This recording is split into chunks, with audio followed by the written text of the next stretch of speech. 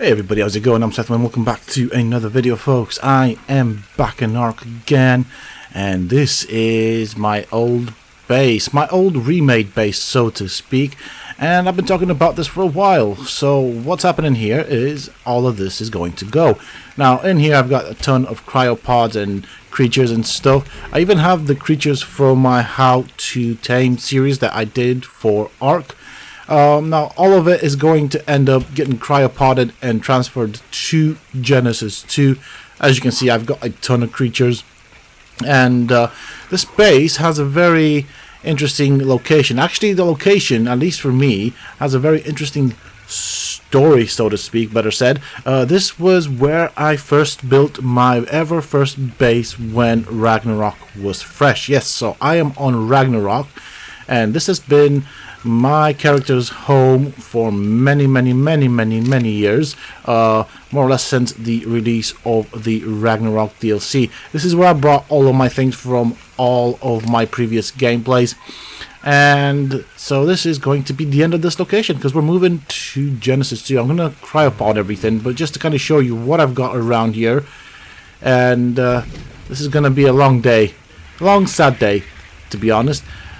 I'm quite surprised that everything that I had or have survived. So that means shortly after I stopped playing that there was some sort of an update and the server went down and stayed down for quite a while. These Tapaharas, I know they're not high level, but I kept them for the colors, and these I tamed on extinction.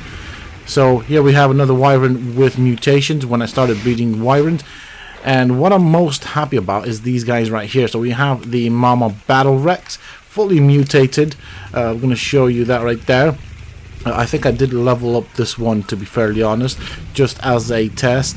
But obviously the name does help. This is the Giga Killer. The stats were designed to be able to take out a 150 Giga. And it successfully did that. But of course, here we have the Daddy Battle Rex. So breeding these two together will get me my army of Battle Rexes. I still have my army of Battle Rexes. I know that the server went down fairly quick afterwards because of the NPC humans that I have on the server. They don't tend to survive very long without food. They actually die quite quickly. So the fact that they're still up is a good sign. We've got the Hyenodons right here. Got myself a Daedon. I like this color, so I'm gonna have to take him with me. We've got griffins, we've got all sorts. We have some bulldogs right there. That's my old body right there. I did create a new character. I just thought I'd start fresh on Genesis 2, and of course I did do some of the battles, but we'll redo them on camera eventually. I've got these guys right here, which are the Megalosauruses. We do have a poop pig. Here are some creatures from other DLCs and things. It's really interesting because I kind of stopped playing when the cryopods kind of came into play, really. I mean, that changed the meta of the game quite a good amount, because prior to that, funny, people used to build huge bases to store all their dinos for breeding and stuff. With cryopods, you can just put them in a cryopod and cryo fridge them until you need them, which does make life that much more easier. You don't have to have a ginormous base. I have already cryopoded the sea creatures, just to let you know, and we did have quite a few of those as well. So this would be, or was, the breeding facility. This is where I bred creatures. We've got some aloes right here, and I was going to breed them for stats because I think aloes are really scary, and if you can get some really powerful aloes with the bleed that does a percentage damage, they can be scary as hell. So we've got some dilos right here. I was working on those as well. They're a bit more difficult to breed, I find, because of the gestation period, which can take a while compared to eggs, where you can just have multiple eggs, hatch them all in one go, and then look for the mutations. But of course, this time around, we're going to be using the mutator from the S+. Got a high-level Tech Rex that I found right there, which is kind of cool. I only found one ever, so I ended up taming. Now we've got a Uteranus, got two Managarmers right here, and a Rock Drake. This guy's been with me for a long time, as has the Basilisk, and these are the wyverns I bred. So over there are some of the results, and some of the wyverns I was going to breed. Now, back in the day, for those that haven't played, oh, harvester. All right, so this guy I used to harvest the dead bodies of the babies after hatching the eggs. But back to what I was saying, back in the day before we had the wonderful egg incubator, this is how we incubated eggs. I have air cons underneath, and because creatures like to get stuck in the air cons, I built a floor on top of it with a ramp to pull them out and then look through their stats and then decide what I'm going to keep, if I'm going to keep anything. So that's pretty much it. This was a huge base. I'm still going to have a huge base because I like big things. That sounds wrong, but you know what I mean. We're going to start cryopotting things. We're going to see what we keep. I think I have still some items that I might want to take with me to Genesis 2. After that, probably going to go to Crystal Isles at some point and get me some crystal wyverns because they look pretty cool. I am a big fan of the wyverns. So nothing of use here. Nothing I can't craft easily on Genesis 2, so I don't really care. This is the Tech Quetzal. Oh, that makes such a racket. Oh, that's so loud. Here we have another Karkanos. Let's cryopod you as well. We have 2 rock elementals. Oh, you don't want to go in a cryopod. Why not, sir? Hey. I mean, I'm going to keep everything cryopoded, to be fairly honest, until I need them. It's likely that I won't need them. I'm going to have to also try and group my creatures up somehow. I'm not sure I'm going to do that in terms of the cryopods. Can we do this now? Oh, it works. That is absolutely amazing. It works. I mean, it's I'm excited. I'm excited to move over to Genesis 2. Kind of sad that I'm leaving Ragnarok because this place has been my home for a very, very long time. I think the first time I built here it was a metal base, then I destroyed it, made a giant castle, then another metal base in the exact same spot. Here we are on Genesis 2 with the first batch of things.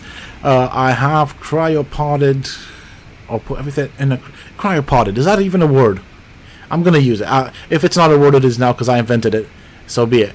But I am here with the first transport.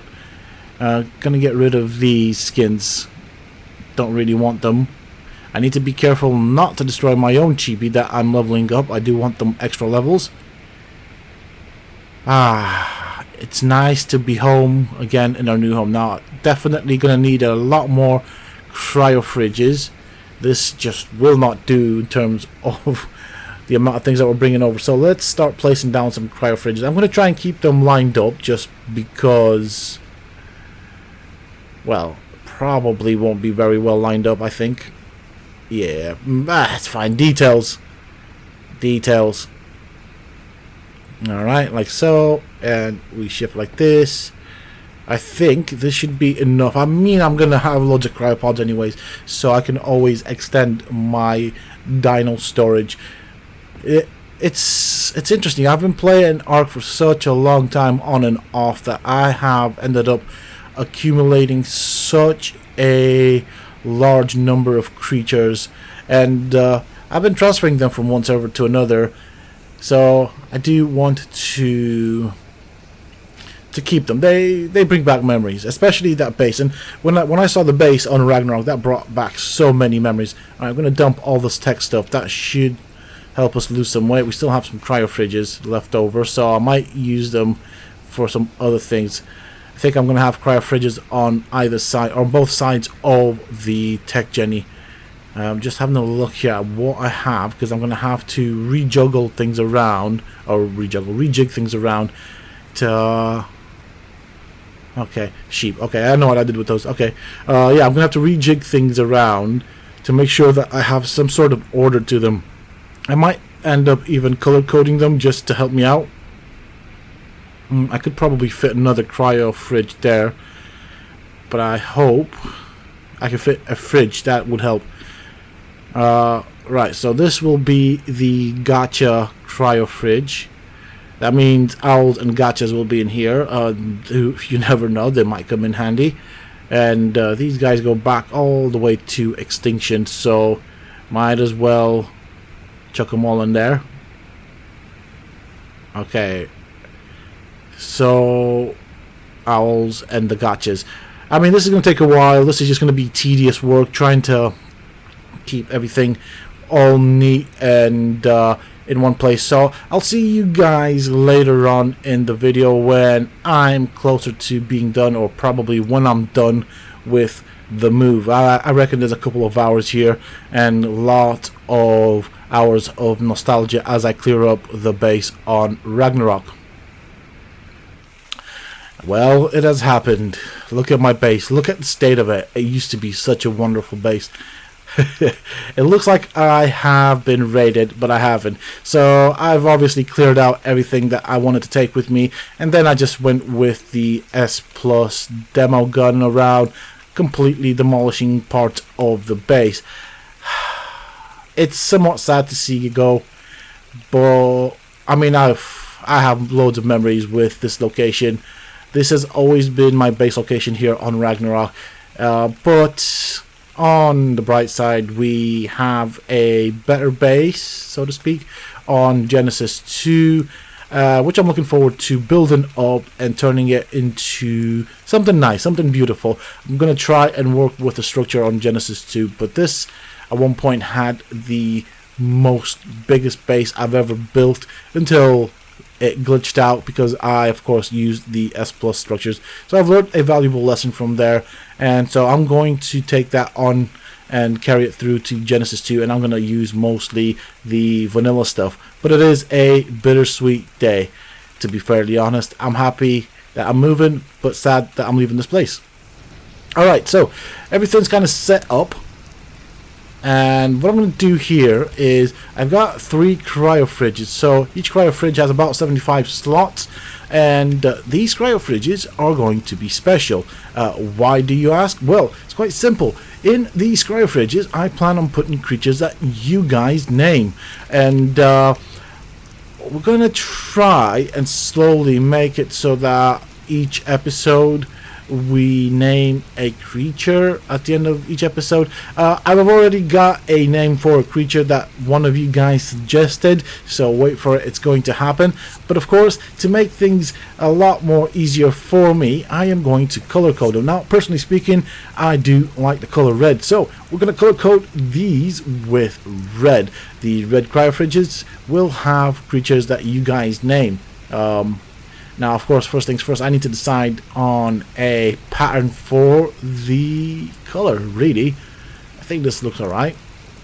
It does make it stand out. So, you need to find the right region. I don't know what that's changing. Okay, we're going to stick with this, I think. Region 3 seems to be the sweet spot. The first region kind of just colors it underneath. I don't know if I'm going to... Do you know what? I might keep that color on this one so that we know this was the first ever cryo fridge that we color coded. Maybe, I don't know, it sounds a bit dorky, but hey ho. Alright, we'll do this. So now I like it with just the region 2, so I think that's good enough. That should make it clearly visible, and we can see the difference. It's subtle, but there's still a difference. And the next fridges, of course, contain Mike's creatures, the ones I also brought over. His body's still somewhere on Ragnarok. I couldn't bring that over, could I now? But if he ever does decide to join the game or rejoin the server, his creatures are safe and sound. So that's pretty much it for now. Let's go and find a creature that we were going to name. First things first, of course, I need to drop off the paint. These are things I actually got from drops, by the way. I didn't craft any of these, which is kind of nice. I like that idea. I like the idea of loot hunting now that we get loads of goodies. So he wanted to name a Shadow Mane. So, of course, Frost Mane suggested that we name a Shadow Mane Frost. Now, judging by the icon on his account, he's into Mortal Kombat. And so I think this was the one. Let me just have a look. Yeah, I think it was this one. I mean, even if it's not, well, we'll just name it because it kind of looks like a Frost, I guess. But yeah, Frost is a good name. We'll go with that. Although Frost, I would expect something that has some frosty powers. Yeah, you know, it's a blue Shadow Mane. We'll call it Frost. Whatevs. Let's go. I've got things have changed quite a lot in terms of the cryopods, so I'm kind of confused as to where I put everything until I get used to them. So this is the shadow main right here. I think this is the first shadow main that, or amongst the first shadow mains that I tamed. So let's pop him out the cryopod. Okay, well, he looks like a Frost, so definitely a good name. So thank you, Frost Main, for the name suggestion. These are the stats of this shadow main right here. I named him Spike because he's kind of spiky, but do you know what? Frost is an even better name. Spike was kind of lacked a lot of inspiration, I think. So let's rename you, and Frost it is. So thank you very much, Frostmain, for the name suggestion. We still have some creatures that need names. We have, to be more explicit, 2 Noglins that need a name and a Strider. So this is the new member, and this would be Frost. Pretty cool looking creature here. I like the colors. And yeah, it does look like a Frost to me, so good shout on the name. Right, let's put you back in the cryopod. We're going to put you in the Cryo Fridge, and you are indeed the first creature that we named after your guys' comments. So that is quite an honor, being first. Actually, first on a couple of levels if I think about it. First creature to be named by one of you guys. First creature to go in a Cryo Fridge, and of course, in the first Cryo Fridge as well, because of course they're all empty. So kinda worked out. Yeah, these 2 guys right here want a name. We're gonna name them, and we'll see if we keep them out or if we cryopod them, but definitely going to want a name, and of course a text writer that wants a name. So now we're gonna get into the breeding side of things. We are almost ready to go, and we're gonna be looking for mutations. Of course, with the void worms we want health and damage. Same thing with the wyverns, and once I get some crystal wyverns, we'll be doing the exact same thing. So this is going to turn into a giant breeding facility, and it's going to take some time. I think I still have some creatures out here that need to be put away because it's quite a lot, and I don't want to end up in a situation where I have to basically work hard to just keep all the creatures fed. That is one of the perks of cryopodding things. Back in the day when we had big bases full of creatures, we had to constantly grind for food to keep all other creatures alive because they just ate and ate and ate. So being able to put things in cryopods does make that so much more easier. I'm not so sure about the Giga. I do know they starve quite quickly, so I might end up having to cryopod the Giga. I might end up breeding Gigas, you know. And I did have a thought here. I could potentially open up my Patreon, by the way, is still kind of shut down. I haven't really done much to it, but I could end up opening up the Patreon account, and people can name mutated creatures. I think that could be a thing. Maybe. We don't know. Anyways, that's pretty much it for this episode. Gonna end it here. Not really done all that much. I spent most of the day just moving things over.